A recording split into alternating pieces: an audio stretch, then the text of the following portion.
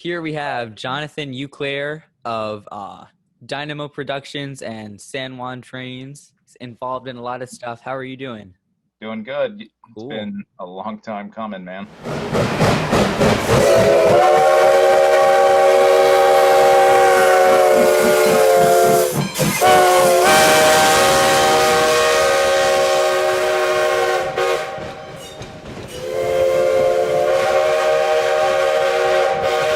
You're involved in a lot of stuff, and for viewers, you don't usually show your face a lot on the internet. So for viewers who may not recognize you, what kind of things are you involved in right now? Mostly, primarily, it's Dynamo Productions, which is train videos, the real stuff. And then there's that San Juan branch line. Technically, we now branded it as High Iron, and that's Brian's, what his main project. San Juan is just something that I just kind of write down constantly. So it's a method to my madness. That's what it is. Cool. Yep. So I guess we'll talk half the time about Dynamo, half the time about San Juan. Yep. But for Dynamo Productions, I guess we'll start. How did you get into it? That was around 2014.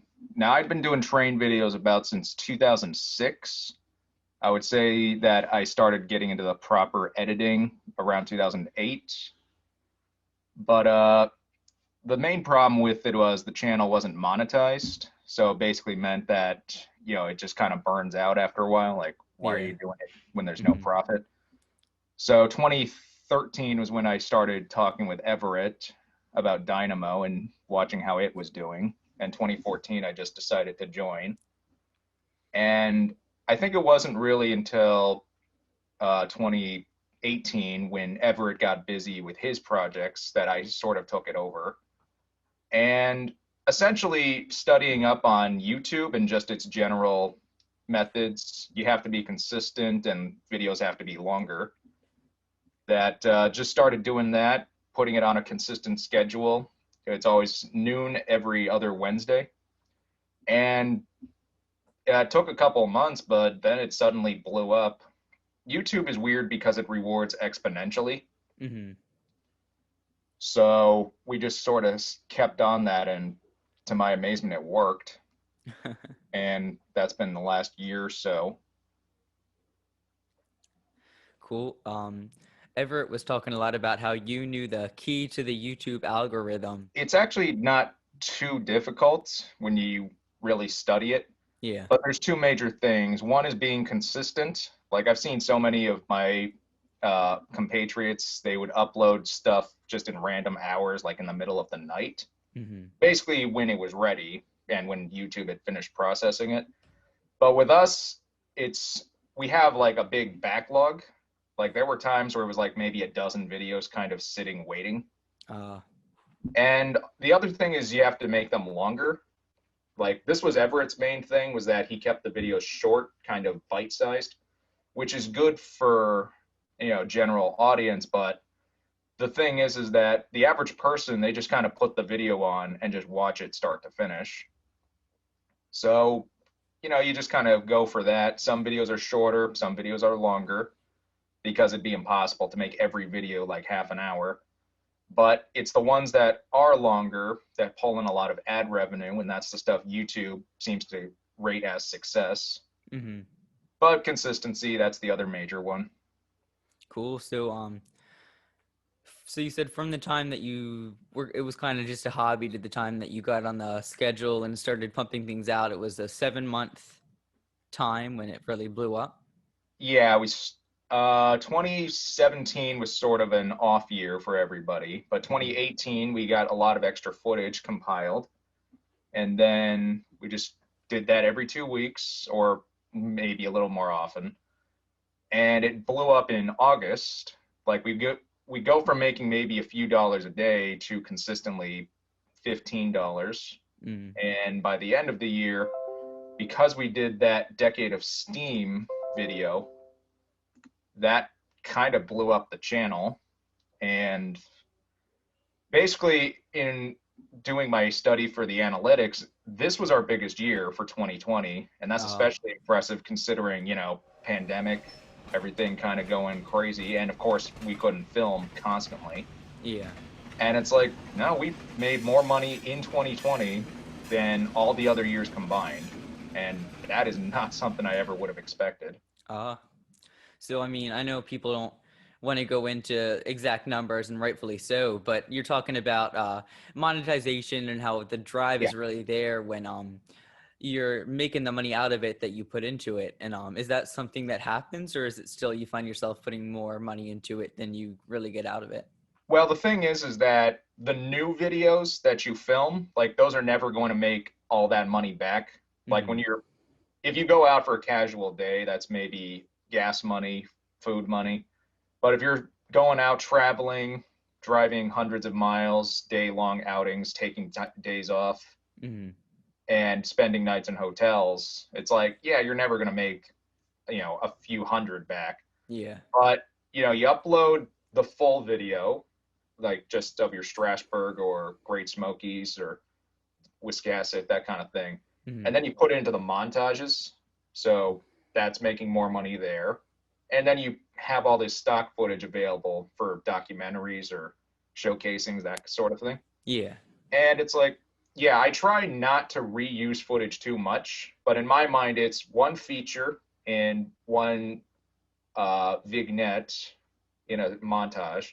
Mm-hmm. And stock footage is fine, though we try not to keep using the same shots, which is difficult for some of the rarer things. Mm-hmm. But to me, it's like, moderate, just keep it down, but also realize what you have and try to work with that. Great. So, how did you? We kind of jumped into that a lot for a second, Right. just right into business. Talk about yourself for a second. How did you get into film? Do you? Oh, Uh, yeah. yeah. Backstory and all that. Okay. Well, there's a couple things that kind of converged that made me essentially a train fan from really early on. See, I grew up in a town called Mount Pleasant in Iowa. And are you familiar with the Midwest Central Railroad? Yeah. Yep. So I got to go to that railroad all the time because they did their special event each year. So three steam engines and all quite variety. So that was an early one. And Mount Pleasant is also an Amtrak stop for the California Zephyr. Mm-hmm. So that helped as well. But yeah, train videos as well. That was the mid 90s. So there's a large amount of stuff, train videos that are just prevalent back then. I think, like most people, it was Pentrex and video rails. But the ones that I've been acclimated to over the past couple of years, particularly the 2000s, were two companies in particularly, Goodhart Productions, and it was one called Mark One. And what I discovered watching these ones compared to other programs is that there are three kinds of rail fan videos I've discovered. There's the ones that are more doc brains, but they film all this other stuff, like the settings, surroundings. And that's great for people who want to learn the area. But for people like me with shorter attention span, I'll admit that, uh, it was, you wanted to see the footage, maybe gain a little history, some background, but thing for one reason, and you were glad to see it stick to that reason, to that purpose. Because if it's about this steam engine, that's great, and if it's about this region, then more things to focus on. But they're also, Pentrex, I would say, is a bit more, they use what they have. They're able to fill out 90 minutes, but it's kind of, sometimes you can tell they're just barely getting to that level. And then there's the ones that I like with like Goodhart, where you can see like they had a lot and they just managed to cram it into 60 or 90 minutes. Oh. And you realize, well, in my mind, there's a really simple way to check. See how often the whole train has to pass by, and you can see whether the video's padded out. Mm-hmm. Because while, yes, you should show the whole train, you also don't need to see it in every shot, especially when it's a longer one. And some of these videos I've noticed, like, there's a lot of great footage, and they constantly, like, you don't even really see it past the tender. That's how crammed down it all is. They've, like, trimmed it down. And you kind of realize, like, that's the amount of footage that you need to really grab some people's attention. Hmm. And that's the kind that I've stuck to. There's also, there is one other thing that's really kind of got my attention. Yeah, like everybody else, a relative who was a railroader. And in my case, it was my grandfather of Mason City, Iowa. He was not an engineer or conductor, he was a car repairman. And he was based primarily out of the Mason City shops. That's all, well, it's all Canadian Pacific now. But yeah, station's still there. It looks relatively similar. Actually, I think there's some rebuild project now. But yeah, he would just tell me the stories he had. Now, because he was a car man, that meant he was mostly on location in Mason City. But he did have some adventures, being also post World War II, that sort of era.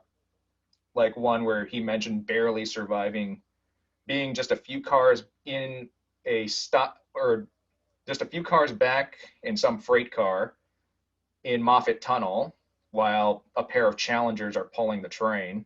Hmm. It's like, dear God, you got, your generation was crazy. Yeah. But it's like, it's those kinds of stories that it's like, yeah, that affects you as well. So yeah, a lot of things came together to get me into trains, especially steam, but I think it's worked out pretty nicely for what it's been. Cool. Yeah. So obviously you're into film. Um, do you model at all? Model trains, no. For a while, there were model trains. It was HO scale, Hmm. and there was some O scale set as well. But eventually, I kind of realized like money and space, and of course, time. This was around high school. So by that point, it's like you can make the choice between the real trains filming them or the model trains. And the Hmm. real trains won out simply because one, I was not really a person for scenery. Like I didn't have the detail parts down. Uh, And two, like I can fit all the footage I have onto like a few hard drives. Whereas a model train layout was just always going to occupy an endless amount of space. So I decided to just kind of kill it right there. Like I might pick up a decent model over time, hmm. but it's never going to be like a permanent layout setup. Gotcha. There's always train simulators for that anyway. Cool. So how did you get into film? Film, well, I grew up in the 90s as well, so that meant watching way too much Disney.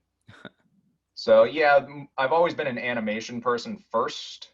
Hmm. Like nothing against live action, but something about being able to create an entire world is always fascinating to me. And yeah, I think in my mind, it's just having complete control over your visuals and your story. Because I Uh, feel that while writing is a major part, it's still a collaborative thing of you need a story and the team to create it visually and just sense wise. I mean, I've noticed this. A lot of people they're hung up too much on like continuity and details, but it's like we live in an era where now everything is computer. That while that's great for making things easier, it also means that people obsess over really minor stuff. It's like it yeah, doesn't matter like it was in one spot before and it's over here now. It's like that's if the if the writing and the acting and presentation is good enough, most people will forgive it absolutely. as long as you're not constantly doing it. That's what I've observed. Cool. So the last thing to talk about before we move on to San Juan, High Iron, whatever its current name is, because I guess it's debated. Right. Um, so for the people out there who want to know, what camera do you use and what editing software do you use? Well, it varies a lot, especially now. I've always stuck to Sony camcorders. I've always appreciated those most. Right now, it's 4K quality, Sony HDR AX33, and there's also a 53 as well. Sony also for editing, and that varies as well. Right now, it's Vegas 14, I think. Hmm. So Brian also has always used Vegas. I think it's the Model 19, and that's the Pro. That's like the seriously professional stuff. All I Cool. do is just kind of, edit. Yeah. Yeah, you don't need Premiere Pro to just kind of put footage together. Right. Yeah. I've kind of admitted my editing is a lot more utilitarian. Like it really just, it's a lot more about timing than it is about visual. Yeah. Like, I don't know if you've noticed, but when I film, I try to use as many long takes as I can. It's partially because editing's a pain constantly, but also it's like if you get it right the first time, you don't have to fix it later. And if you do need to fix it, then yeah, the software will do it for you. Cool. So But when you travel and stuff, how does that work? Because you've done Strasbourg videos and Wilmington Western recently. So are you around the Pennsylvania area, or is this kind of so traveling you do from elsewhere? primarily, I live around DC. Uh, Like I've always yeah, it's always been Maryland based. hmm. But I think it's about trying to expand my horizons. I've been noticing my bias towards the Midwest over the years. It's like 2017 was a trip through Chicago and up towards Wisconsin, and that worked out pretty nicely. And 2019, that one happened somewhat by serendipity because the big boy came through Mason City, so I couldn't miss that, Yeah. and up through Minneapolis and Duluth. But and I realized that, see, while train chasing is interesting, I actually am not crazy about it. I preferred the second half of the trip where once I left the 4014 behind, I was going up into Wisconsin and checking out all these museums and tourist locomotives and stuff on display. And I was like, yeah, this is way more rewarding. One, less crowds, but more importantly, it's like you're just going through the motions. It's like you do it, you see everything you need, and you can move on. Yeah. Whereas with mainline, it's like it can vary so much.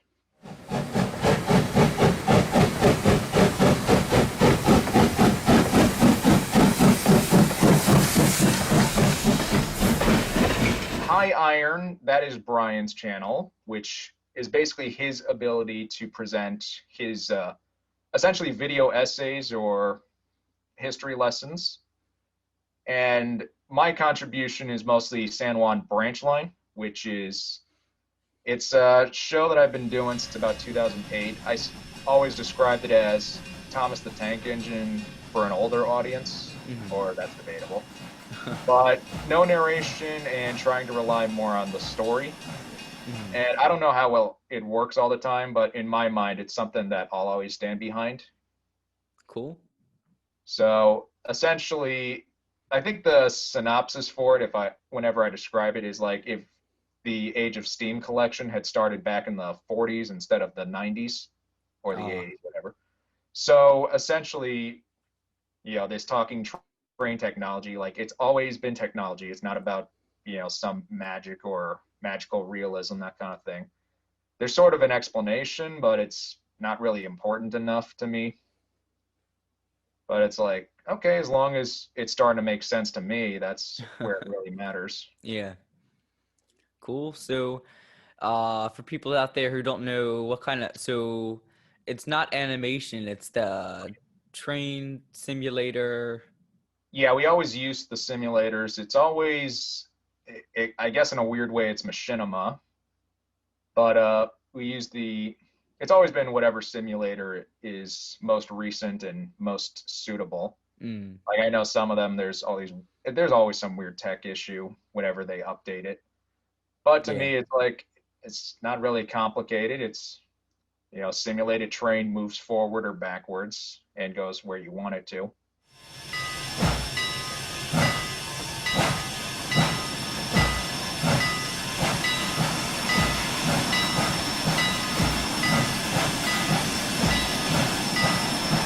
Despite the more realistic stuff, I have tried Railworks.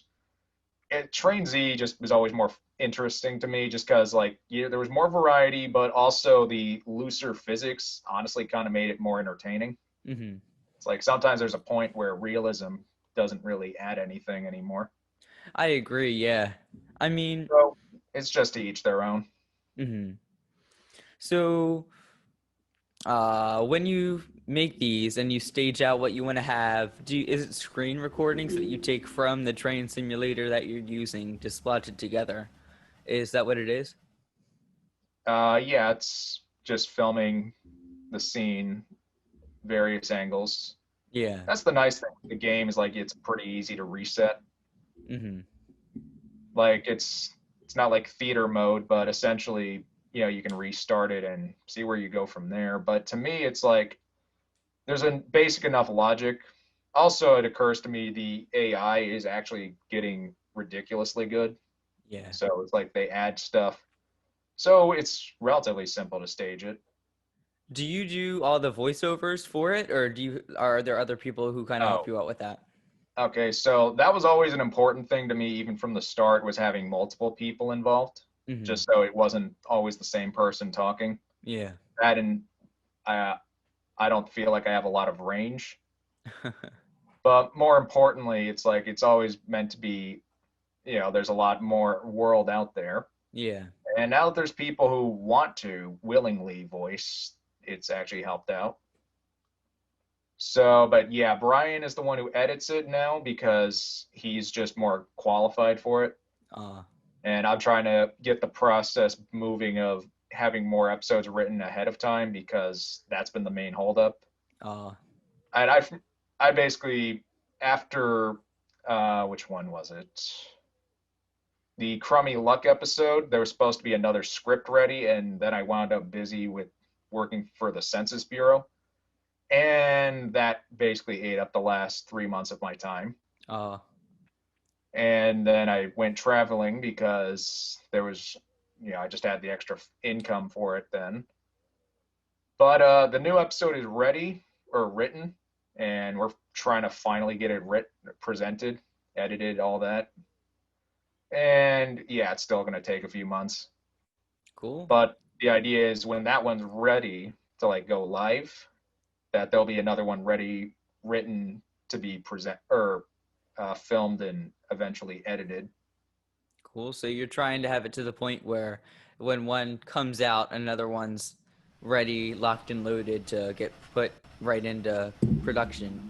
Basically, Yeah. there is a major difference now because see, back when we started the show in 2015, the goal was to sort of use the lack of ads Hmm. to just kind of use whatever music we wanted.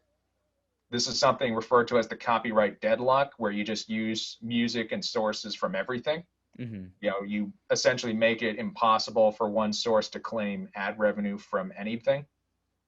And that backfired eventually, partially because they were still finding ways to get the videos blocked in various countries, but also because it just wasn't making money.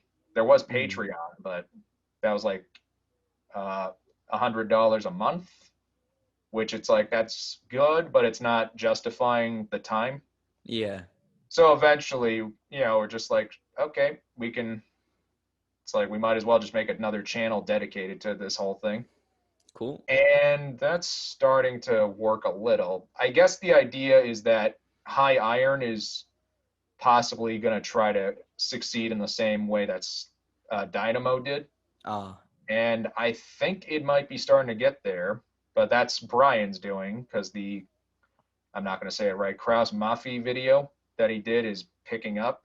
mm, So we're going to see how the next few episodes do.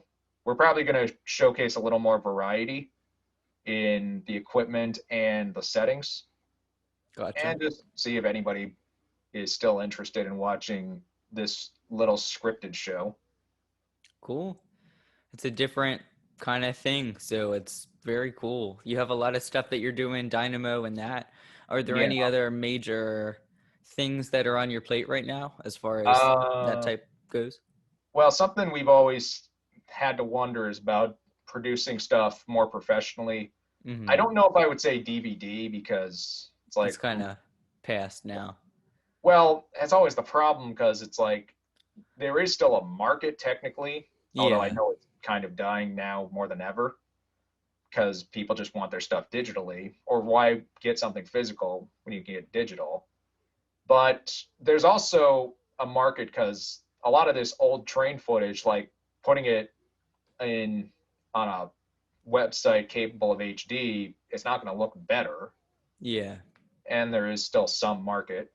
So it's just something I've always wondered. Like, I kind of want to see somebody like, Highball or Greg Scholl or uh, even Berkshire Videography, like just put everything up digitally on Amazon. Like, Hmm. I know Green Frog does this, but it's like, is there a big enough audience for that kind of thing? It's hard to say. But I feel like we're approaching the day where somebody's just going to go entirely digital. Hmm. And it's like, why do you need to buy a DVD of the big boy when you can go on YouTube and, see hundreds of those videos? And it's like some of them will be great and some of them will be not, Yeah. but it's not like it's going to cost you anything. Hmm. So I completely agree. I feel Yeah. like there's going to be that step forward, especially with copyright claim, and there's this increasing movement with I forget what the starts with the C, but YouTube and the government starting to mark a lot of videos uh, for Oh, kids, and that now that's that sucks. Copa. Yeah, That's what it Copa. was. Now that was YouTube kind of weaponizing its own poor communication skills, Exactly. because people got angry at the copyright system when it's like, no, YouTube kind of did this wrong. Like, Hmm. you can't market something for kids and then not put any protocols or regulation into it. Hmm. So, but it doesn't affect us in any way because it's like the train videos, unless, we have anything particularly profane pop up, which that's, we Yeah. do have to edit stuff out like once in a while, mostly Hmm. when we're doing mainline stuff. But essentially, it's like, as long as there's nothing wrong, it can just be for a general audience. Because the thing is, comments and just likes, it's like that's engagement, and Hmm. that's what you need to get the video out there. Yeah. And in my mind, it's like the average person doesn't know, like, uh, Leona and Northern number 4, but they Hmm. might recognize Steam Train in Wisconsin. But it doesn't Yeah. matter. Then you take that video and you put it in a Steam Trains montage, and now no one's none the wiser. Exactly. That's what I feel like making things clickable. It's just, I don't want to say it's gotten worse and worse, but the need to make titles much more general has gotten a lot Oh, bigger as it gets increasingly competitive. I mean, I don't uh, know. it's Yeah. kind of, but to me, it's like that's why the titles are really basic for me, because Hmm. it's like the things of like Steam and the Seasons or the March Through the Mountains. It's like Yeah, it could be anything. right, exactly. I remembered one video was called "The Little Engines That Could," and it took me forever to figure out it was East Broadtop. It's narrow Hmm. gauge. It's like, right, but you could have just titled it East Broadtop.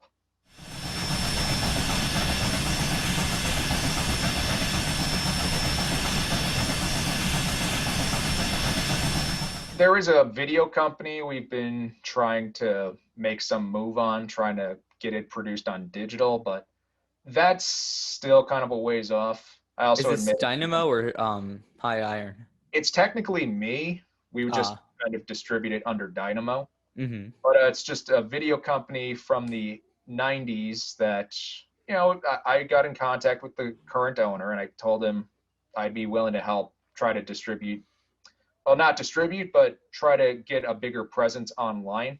Yeah.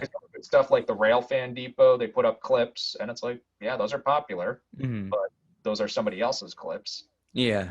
So, I mean, if people want to see it, they'll certainly watch it.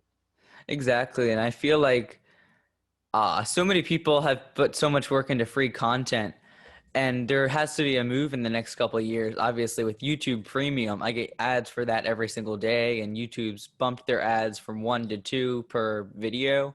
So I feel like people who create online content there's a move that they want to earn more money out of it. So Right. And it's yeah. only so much an audience that train videos can get.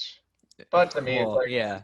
just do what you do it Hmm. well, and try to, but also understand what the limits and the just the guidelines are. Yeah. I mean, it's like if Dynamo could succeed in doing that, we're at, we went from, well, we hit 10,000 subs last June. We hit 40,000 in September of this year. And it's like, okay, as long as it keeps growing, that's all that matters. Yeah. So to me, it's like just really it's about tenacity and maintaining quality because you don't have to keep improving, but you Hmm. simply have to stay consistent. And that Exactly. might reward more than anything. Because it's like, how do we expand? Like, we can't do live videos of steam train stuff and interviews. Like, I've always preferred kind of being behind the camera. Like, I don't hate seeing my face online. Yeah. I just prefer to let my work speak for me. I mean, that's a rare viewpoint, but I think it's one that should be a lot more prevalent because there's too many people who just kind of, at the beginning of their videos, just talk random stuff, but their videos would be so good because their footage is great, but just Right. the way they present it's not. So, And there's too many people, they're kind of worried about themselves, their own image. And it's hmm, like, no, your yeah, name, it's like people respect the name, but you got to have something to speak for it as well. exactly. So, yeah. Anyway, I can say, like, I admire the old footage just as much as the current stuff. So that's why Hmm. I'm, trying to reach out to the old timers and say, like, hey, we can get this out there. It might not be the greatest, but as long as it's shot well and people can understand what they're seeing, there'll still be an audience. Exactly.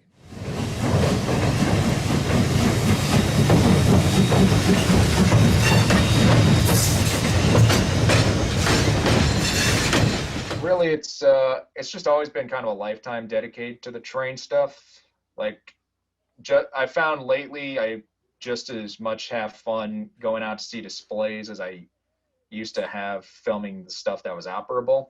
Hmm. Because there will always be stuff operating, but it's like, you might as well see anything you can because you never know what's going to happen this year. Exactly. Especially, it's like, yeah, if there's an opportunity, get on it Hmm. because you just don't know anymore.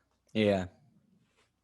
So, uh, let's see, Dynamo. I know there's going to be a few more montages coming out in the next couple months where we try not to overdo it.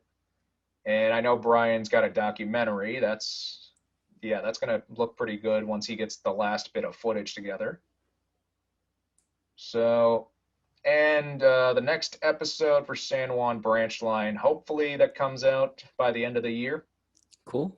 But for me, like I'm trying to get off my butt and actually help out, like Mm.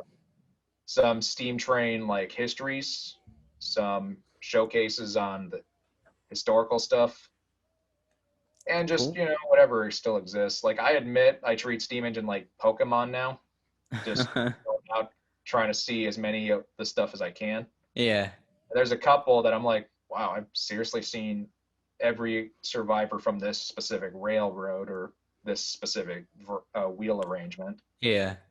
But to me, it's like, yeah, why not? Hmm. And I don't know, you're someone who's definitely more familiar with it than I am. Would you say the number of operable steam engines is still decreasing, or do you think at this point that it's starting like step by step to increase just a bit? Well, it depends what you compare to, like which decade, because it's definitely less than it was. Well, I think overall, I mean, what's happening now is more stability. hmm, Like I'm observing places they try to have a second steam engine operable when the other engine goes down. hmm, Like Black Hill Central sticks out to me. It's like they liked the Mallet so much that they rebuilt another one. hmm, And it's like there's no point. You don't need to run two of them together, although they did for fun. But it's like, yeah, you might as well have a backup because it's proof that people want Steam and they need to see it available constantly. Hmm. I think the main thing that's fallen is that a lot of places that used to run like multiple Steam engines, they've kind of tied it back down to one or maybe two. Yeah. And I think that's what's causing the difference. The quantity has gone down, but they're now more reliable. Although they're still Steam engines, they Yeah. have their issues. But at least now, when I go somewhere with a Steam engine, it's practically guaranteed. Absolutely. So, yep. But I found like, see, I'm one of those people who appreciates the obscure just as much as the famed engines. But I'll try to see whatever I can. Absolutely. You never know when something could just drop dead. So, Well, that and it's like, everything has an interest, and a smaller engine, it's easier to get your hands around. yeah, that's true. Cool. Well, So yeah, there's a lot coming on. I try to keep myself busy.